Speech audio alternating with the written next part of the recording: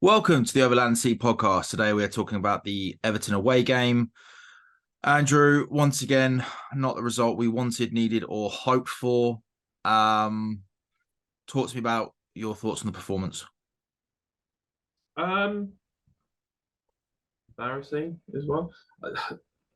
To be fair, I think we were the better team. We didn't do anything with the ball. We didn't. Well, we controlled the game, but didn't take any chances. Didn't create enough chances, and Everton took theirs when they had them. So if you're not taking chances, you're not going to win. Best you're hoping for is a draw, and a couple just seemed to drop for them, and they put them away. Yeah, I mean, looking at the goals, it just seems sloppy for me. A couple of mistakes. And once again, a team has managed to capitalize on the mistakes that we've made. Yeah, we are sloppy side that can't make up for it at the other end. I don't understand why we've got no one on the edge of the area for their second goal. Just no Yeah. one. Tactically, if you're doing zonal, I don't understand why you don't have one player that you can spare that's milling about the edge of the area to pick up those balls or to close it down quickly enough. And we don't. That's one of our problems at the minute is we don't get out quickly enough to that ball anyway. Um, to be honest, I've already forgotten the other goal. It was when Calvert-Lewin, he basically just mugged off Badiashile. Badiashile didn't know where he was. He ran back. Sancho saved it, and I can't remember who it fell to. Yes, Decore. And for me, Cole should have closed him down. He just sort of stood there and tried to block the goal. I think he had time to sort of run at him and put him under a bit more pressure, make himself look bigger. Yep. Um, and then for me, that was like it just seems to me that we're not going that extra yard at the moment.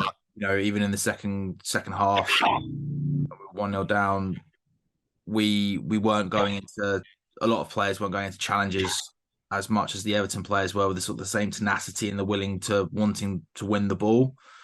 Um, they look some of the players just look defeated now when we let in a goal. It's almost as if they know that they're going to struggle to score. Yeah. To be honest, I feel like they kind of look defeated almost as soon as we start. And well, maybe not as soon as we start, but I think a few chances get missed, and it's one of those days. Heads go down, and we stop playing. Yeah, it's worrying, very worrying. I thought we started well.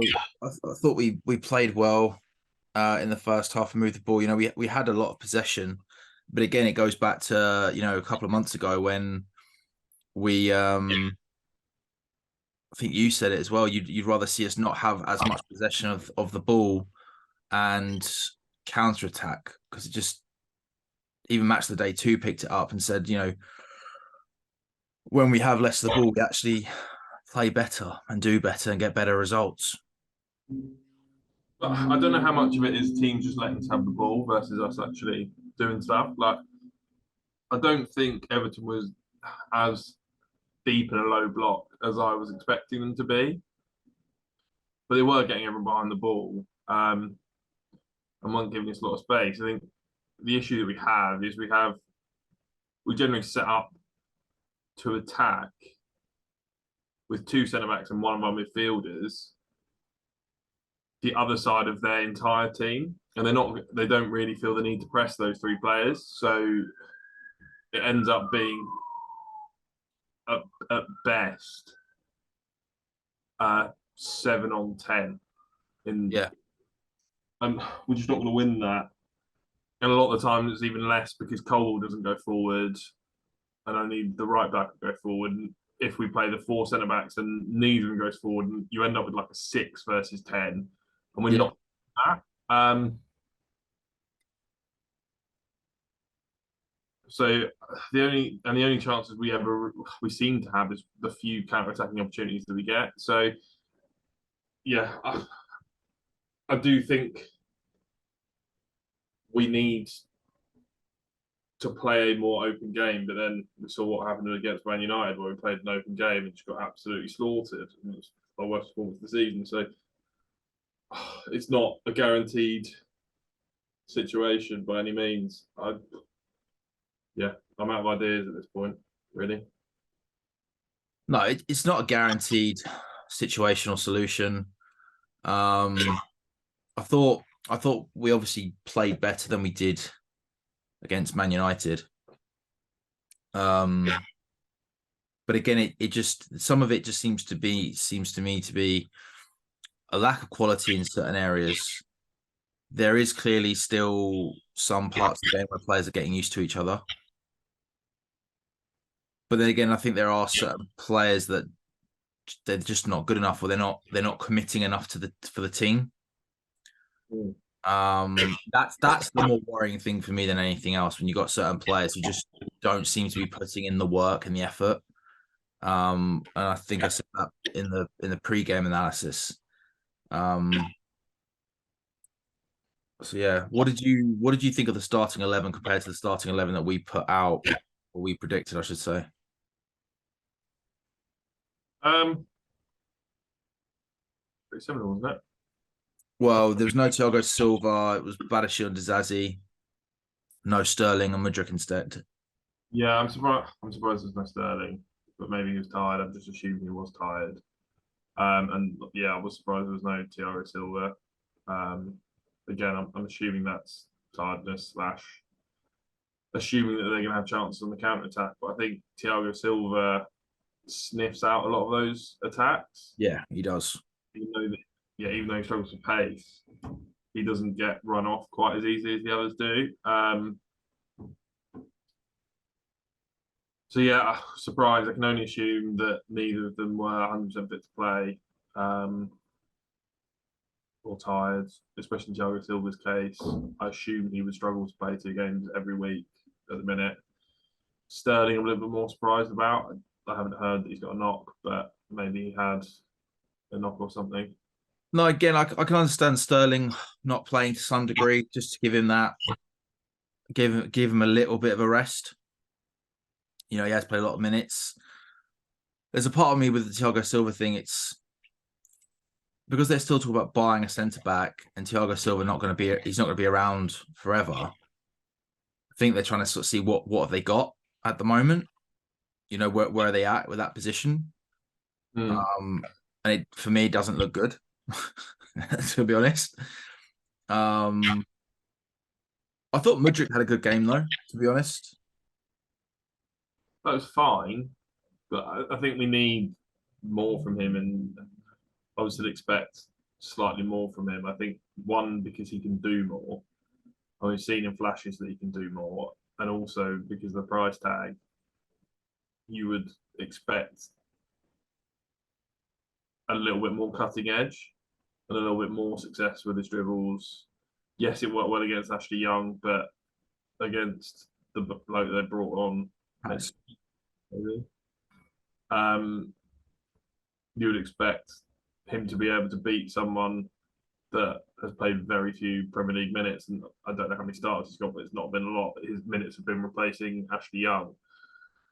Um, so I, I don't think anyone had a particularly great performance. Um, all covered themselves in glory. Petrovic came on and immediately conceded, which was great. That's exactly what we needed. Our goalkeeper coming on that hopefully was a better option, or at least we were hoping was a better option. Concedes immediately, which even though I don't blame him for that goal, it's just going to diminish his confidence a little bit when he's already not really playing. So I think it diminishes the whole team's confidence. If I'm brutally honest, just the way that we concede, it most of the time it's not from a really well played goal. It's just not getting that second ball, or it not falling right and us not being a bit more aware of the situation. I think that's the difference. Everton looked really at it, and they grew and grew more into the game, and they do swarm players. If one player does get beat, then I'm not being funny. There's the next closest player is then putting that player with the ball under pressure. They defend really well. They're Sean Dyche's team. They're very, very well organized. Um, it's what I expected, to be honest. It's and I think like you said, the worrying thing is what now? Yeah, I mean, I'm just hoping it's a blip. Like the last couple of games has been a bit of a blip. Problem is, we don't have any more time to rest. Really, we're going to Saturday, haven't we? we're going to busy Christmas period where you do end up playing sort of 2 or 3 times a week, and obviously we're showing that we can't do that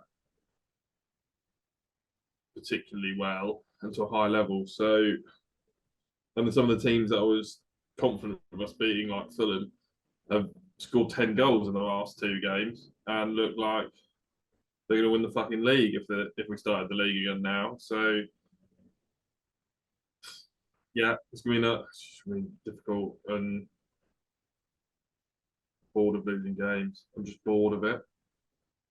Bored of what? Sorry. Losing games and losing them because we're not battling hard enough. Yeah, that's the biggest thing for me. I think certain players are.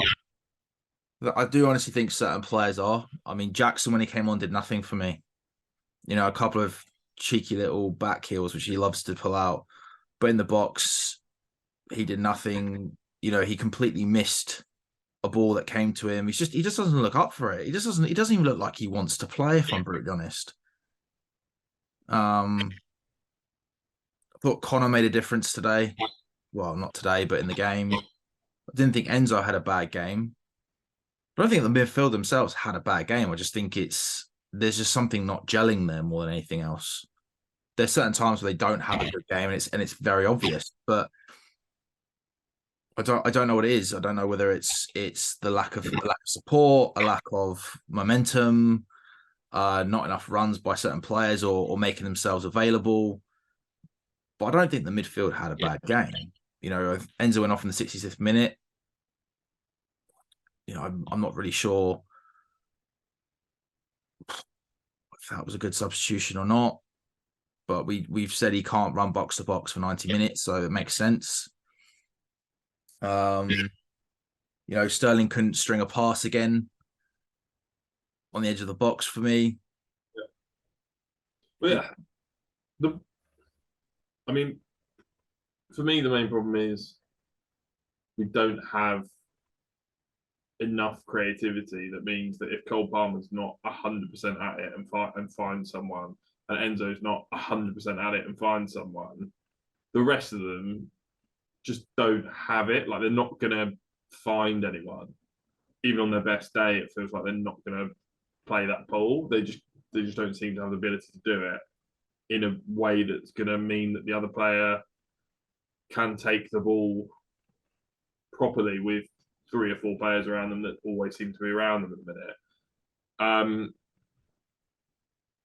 And usually that player's not at their best either, so they're not doing that touch or getting anywhere near doing that touch that means that they can take it down on a sixpence and hit it. So it's just sort of a lack. It is just a lack of quality in certain things, and unfortunately for the front line, they are lacking in quality at the minute at the things that they should be doing, which is being able to receive the ball, take it past someone and shoot, and hit the target, preferably in the bottom corner where the goalkeeper's not going to get there.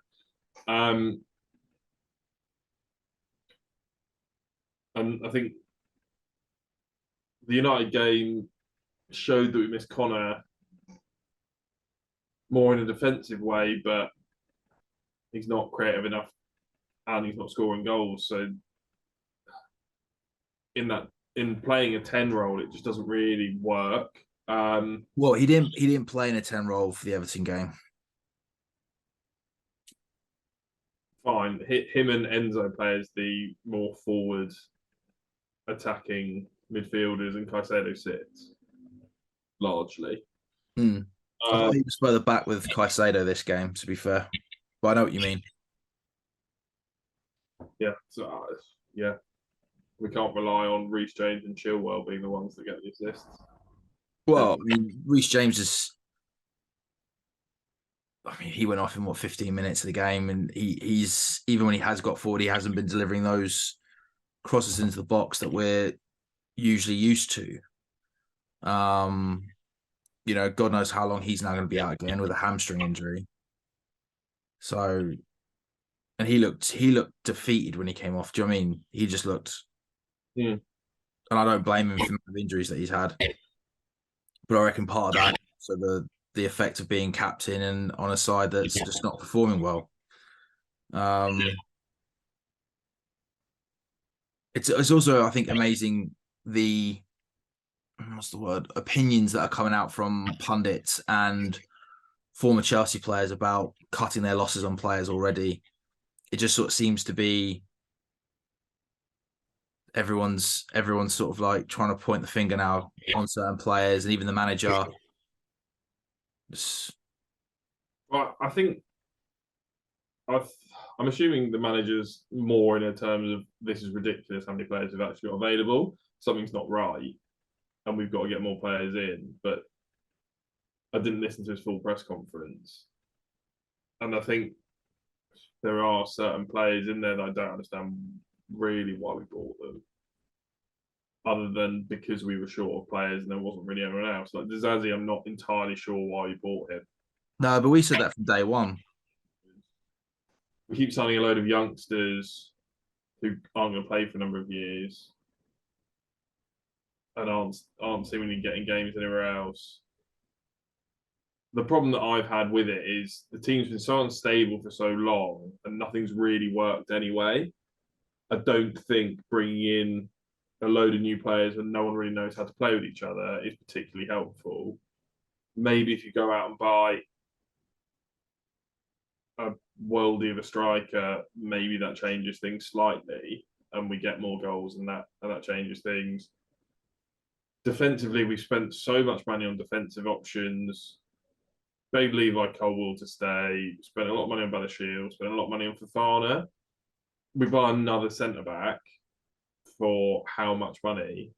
And are they going to fix anything? Probably not, because we want to buy youngsters. So Apparently, we're looking at Tar from the German league. great. I don't think he's an elite defender.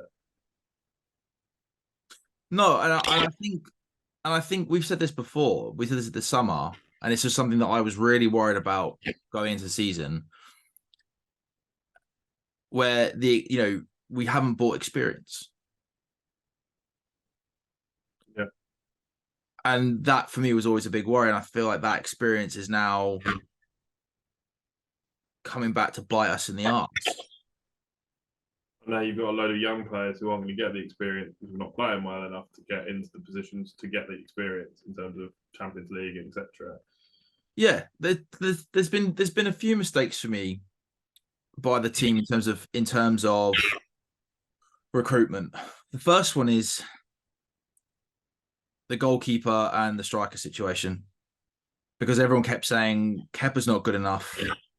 We need a better goalkeeper. And then everyone said we desperately need a decent striker. We didn't go out and smash those areas, in my opinion. The other thing for me is we haven't bought any experience.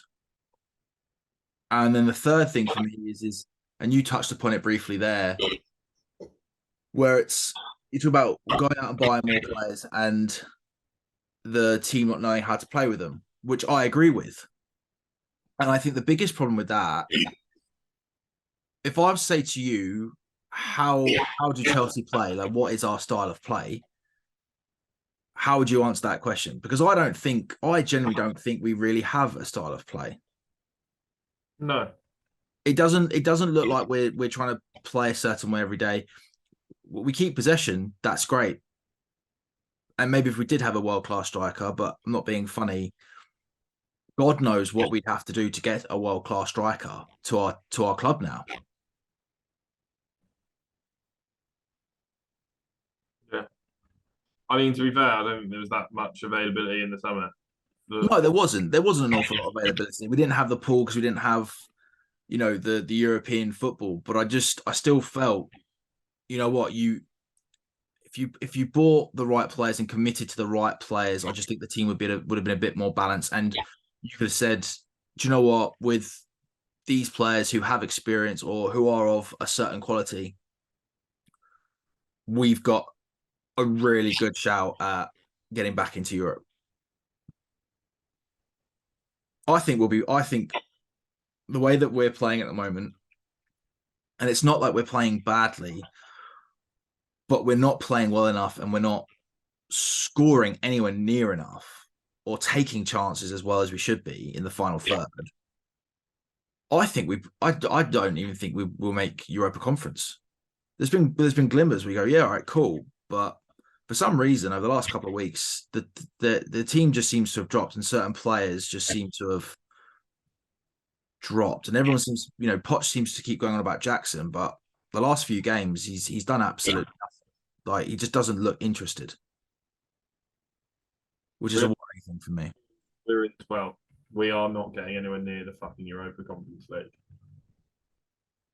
Like, it's embarrassing. Like, we've been embarrassed Exactly. for a few weeks. That's exactly. I mean, that's exactly it. Like it's so bad. So it's interesting now when you hear about certain players that are. It's interesting now when you hear about certain players that are now going to be looked at to be sold to make room for an Osimhen. I'm not being funny. If you buy, knowing our luck, we'll buy Osimhen. If we do buy Osimhen, right? Big if he goes away to the African Cup of Nations. I wouldn't be surprised if the bloke gets injured. Yeah. Just the way that our luck's going. Do you know what I mean? Yeah, wouldn't be the first player. I still think we need Tony to be fair, just because he knows the Premier League. I think actually if we're going to buy players, we actually need to look at players who know the Premier League and are used to it. I think that's the way to go. There's no point buying players that aren't used to the league or don't know what to expect from it at this point. But that's going to be tough. Yeah. Yeah. And the only striker you can really get is Tony. Tony's a gamble because he's not played football for fucking ages. Jackson goes to the African Cup of Nations as well, so then we're left with just Broja, who is very injury prone, and we've got Nkunku hopefully coming back. That it sounds like he's on the cusp every bloody week, but never actually makes it. So yeah, I need effort levels, and maybe we need to start just rotate, like playing different players up top, just to show that. Look, if you put to play in this team, you're gonna have to put effort in. Maybe just give David Washington a game. Like, why not? Like, what have we actually got to lose? It's very fucking little at the minute. No, I completely agree with that. I completely agree with that philosophy. My argument would be is we don't have an awful lot. I don't think we have an awful lot of rotation up there. If I'm being brutally honest at this point, Madueke keeps getting knocks. We don't know whether there's been another falling out or a continued falling out from that time that Poch had a go at him. But he looks like he could be on his way out from what rumors are circulating now. Mudrik's getting into the team, and he does need minutes. I think he does need a few more games to kind of feel a bit more settled. And then you've got the argument of Sterling and Cole Palmer. Cole Palmer's the only one that really produces any sort of creativity or, just creates anything really at this point that actually seems to pay off. As you said, Broja is coming back from injury. He's injury prone. He's had a horrific injury, and it's amazing he's even come back from that the way he has. And then Jackson, I just don't know. I don't know anymore with Jackson. Just like I said, the last couple of games, he's not even active in the box, and he's just even worse. He just doesn't look switched on. Not even anticipating the ball could come to him. It's mental. I don't know. I would like to see David Washington go because he's he's young. And I think he'd want to go. Do you know what? I've got something to prove here. But other than that, I don't really know what else we can do at top with the front three until Nkuku comes back. Yeah. And again, you can't change much in midfield because of the injuries. I do think Chukwuemeka has been a big miss. To be fair, I thought he brought a lot of energy to the midfield. Can't remember how long he's supposed to be out for. And then defensively, I think I've heard some reports saying Cucurella is injured. That's why he came off, but I could be wrong. You've got Gusto injured, Chilwell injured, Reece James. There's a part of me that actually wants to say to him, do you know what? Just stop playing him. You could argue that the season is pretty much gone now. Like we're not going to get anywhere that we really want to be. There's an argument for me to, do you know what? Just get him actually fixed. I don't think it's that simple. If I'm honest, I don't think not playing him for a season solves the problem necessarily. I think the bloke injury problems. You mean? Yeah, I think he's now in a position where he's too big. I think that must be something to do with it at this point. Like the bloke is too muscular to be playing right back and running up and down and up and down and up and down. Yeah. I don't think that frame works. I think he needs to lose some muscle. It's not a bad shout. Huh? It's not a bad shout. Yeah. And get ridiculous amount of specialists in. Like it just doesn't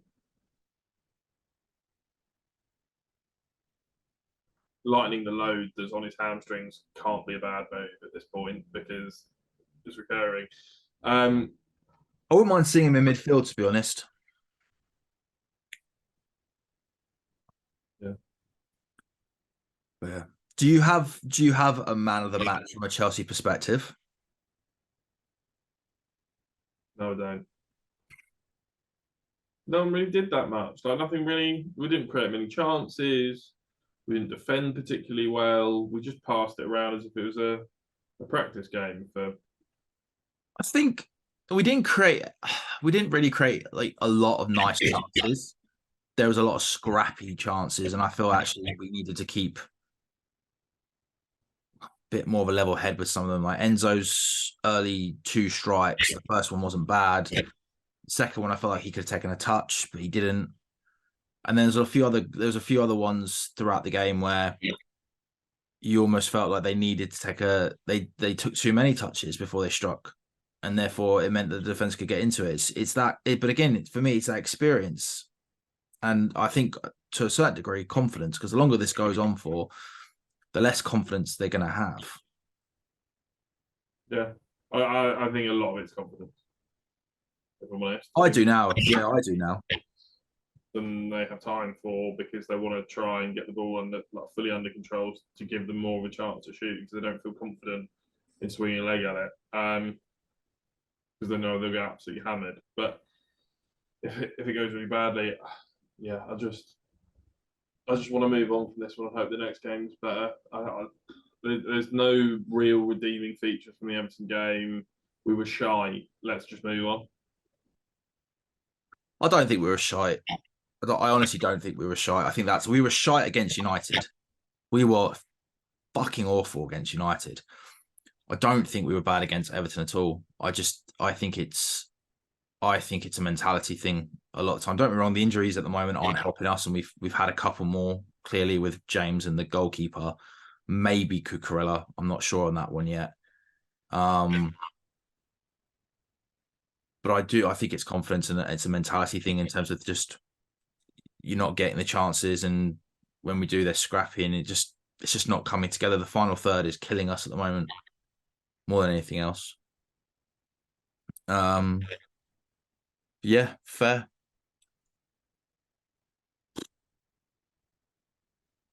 I don't know what else to say, to be honest. Well, we've been saying the same thing for the last 20 minutes. Yeah. Right. Well, on that, Um, thank you all for watching the post-game analysis of the Everton away game. And stay tuned for the pre-game analysis of Sheffield United at home, which is this Saturday.